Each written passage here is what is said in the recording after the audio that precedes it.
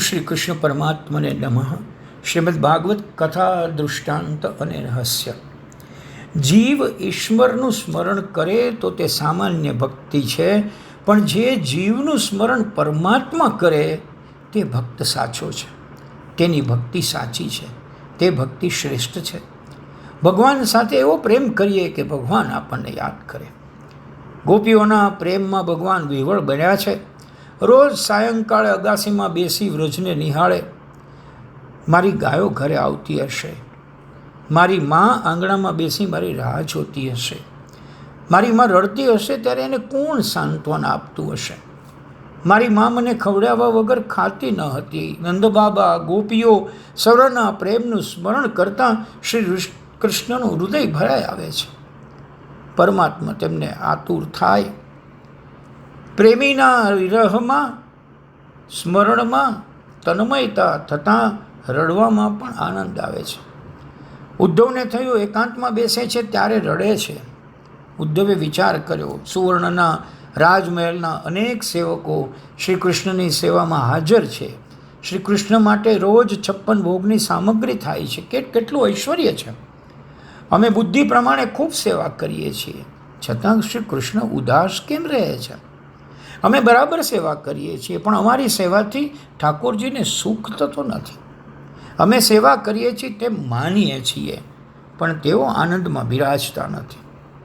સેવક સુખ ભોગવવાની ઈચ્છા કરે તો તે બરાબર સેવા કરી શકતો નથી. સેવા તે કરી શકે કે જે આત્મસુખનો ભોગ આપે છે. મારા સુખને માટે હું મારા ઠાકોરજીને જરા પણ પરિશ્રમ નહીં આપું.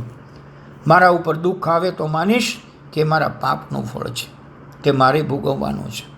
હું ભગવાનને પ્રાર્થના નહીં કરું કે મારું દુઃખ દૂર કરો.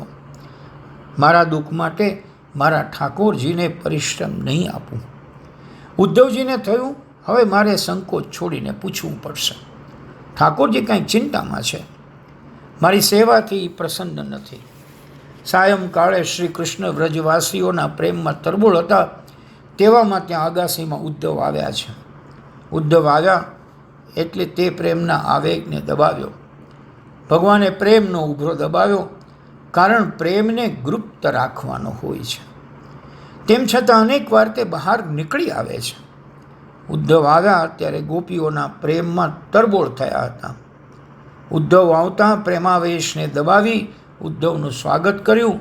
ઉદ્ધવ વંદન કરીને બેઠા છે. ઉદ્ધવે શ્રી કૃષ્ણને કહ્યું, નાથ, તમને એક વાત પૂછવા મારી ખાસ ઈચ્છા છે. ભગવાને કહ્યું, ઉદ્ધવ, તમે મારા અંતરંગના સખા છો. જે પૂછવું હોય તે પૂછો, સંકોચ ન રાખશો. જે પૂછશો તે કહીશ. ઉદ્ધવે પૂછ્યું છે, હું બુદ્ધિ પ્રમાણે યથામતી આપની સેવા કરું છું, પરંતુ મારી સેવાથી આપને આનંદ નથી. આપ ઉદાસ લાગો છો. આપ ભોજન કરો છો તે સમયે આપને અકળામણ થતી જોઉં છું. ગઈકાલે આપ ભોજન કરવા બેઠા હતા ત્યારે ભોજન કરતાં કરતાં આપનું હૃદય ભરાયું હતું. તે વખતે આપ કોઈને યાદ કરતા હતા. ગઈકાલે આપ સૂતેલા હતા.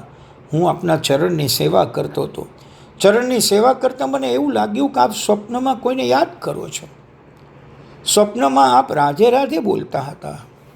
આ રાધા કોણ છે? તમે કોને રોજ યાદ કરો છો? તમારા હૃદય સિંહાસન ઉપર આસન જમાવનાર આ રાધા છે કોણ? સાયંકાળે રોજ તમે અગાસીમાં બેસો છો ત્યારે દુઃખી લાગો છો. તમારી ઉદાસીનતા મારાથી જોવાતી નથી. ભગવાન દુઃખનું કારણ કહે છે. ભગવાન ઉદ્ધવને કહે છે, ઉદ્ધવ, હું કેમ દુઃખી છું તે પૂછનાર મથુરામાં તું એક મળ્યો. હું ગોકુળમાં હતો ત્યારે મારી મા મને મનાવીને ખવડાવતી. ઉદ્ધવ, તને શું કહું?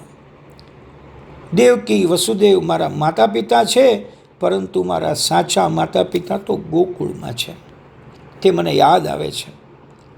ઉદ્ધવ, મારી ગાયો મને યાદ આવે છે. મારા ગ્વાલ મિત્રો મને યાદ આવે છે. અમે ગાયો ચરાવવા જતા તે રસ્તે આગવ બાલો મારી પ્રતીક્ષા કરતા હતા. તેઓ પોતાના ઘેરથી જે કાંઈ લઈ આવે તે પ્રથમ મને પ્રેમથી ખવડાવે, પછી કુમળા પલ્લવોની પથારી કરી મને તેના ઉપર સુવડાવે. મારી ગાયોને સાચવે. ઉદ્ધવ, આ બાળકોને હું ભૂલી શકતો નથી. ઉદ્ધવ મારી સખીઓ મને યાદ આવે છે, મારી મા યશોદા મને યાદ આવે છે. ઉદ્ધવ જ્યારે કાલીય નાગને નાથવા હું યમુનાના ધરામાં કૂદી પડ્યો ત્યારે મારી ગાયો રડતી હતી. હું જ્યારે બહાર નીકળ્યો ત્યારે જ ગાયોને આનંદ થયો. ઉદ્ધવ વ્રજની એ ગાયો મને યાદ આવે છે.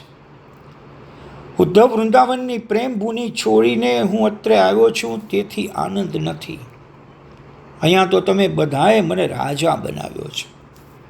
ઉદ્ધવ મથુરામાં મને બધા વંદન કરે છે, સર્વ લોકો મને માન આપે છે, મને મથુરાનાથ કહે છે, પણ કોઈ મારી સાથે પ્રેમથી વાતો કરતું નથી, મને કોઈ પ્રેમથી બોલાવતું નથી.